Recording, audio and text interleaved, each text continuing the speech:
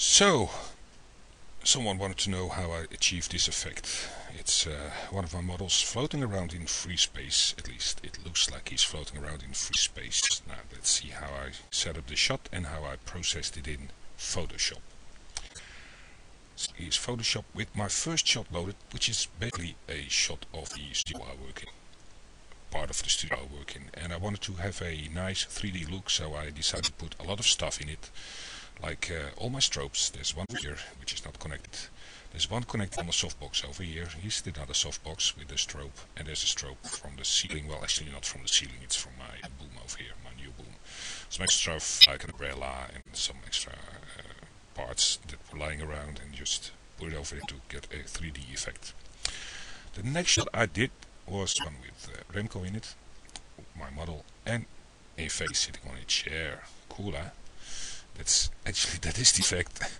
Now all we have to do is blend it together to make a nice shot. As you can see, because he's sitting in front of the softbox, the light on the ground is a little bit darker, so that might be a problem, but if I've got some more time I can always fix it. But let's start with this one. It's just basically the effect. So I get the background color. I select it all. As you can see, I've got it all selected with Ctrl A. And then I do Ctrl C, which is Ctrl copy, and I'll paste it on the full shot with Remco hit, Ctrl V.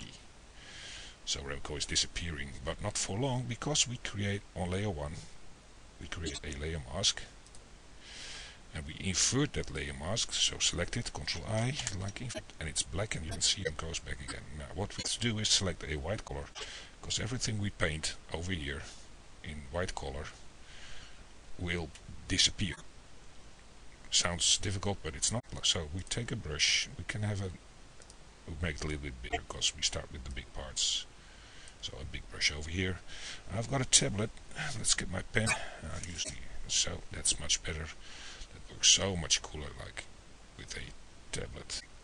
So like you can see over here, I paint over it in white, and there we go. And well, actually the background is not, well, you can see the background is a little bit, but we can blend in over it. It's just the floor that's a bit different in color, but you can always blend it in if you've got some more time, and I don't. So there we go. That's fine enough. Still some chair over here. Remove it. As you can see, if I paint it with white color, it's not actually white, but it is a mask which makes the rest disappear. There's something over here as well. Now, to get some more detail, we zoom in. I think that's enough. A bit too much. And select a smaller brush. What's my brush? Here's my brush. Select a smaller brush, like 10, 15. That's about it. 14 pixels. That should be fine.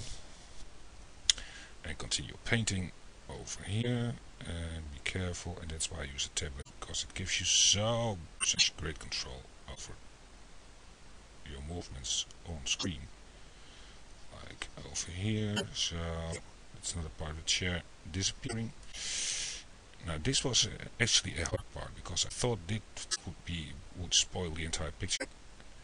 When I was finished, and be careful, because there's still some parts over here, like so. Part of the chair I want to remove, so there goes. I thought it would be a problem, but it wasn't, because it fairly blends in with the just the basic way Remco is sitting on a chair. It looks fine, and I think I just got lucky over here. Actually, the best thing you can do is use a flat chair or a small chair. There we go. Just do a quick one over here. And as you can see, there's still some chair over here, and you just make it disappear by drawing over it. Do get a tablet if you want to do some nice stuff. So there's still some over here. Now that's gone enough. Can go over it for hours and hours to get a perfect look, but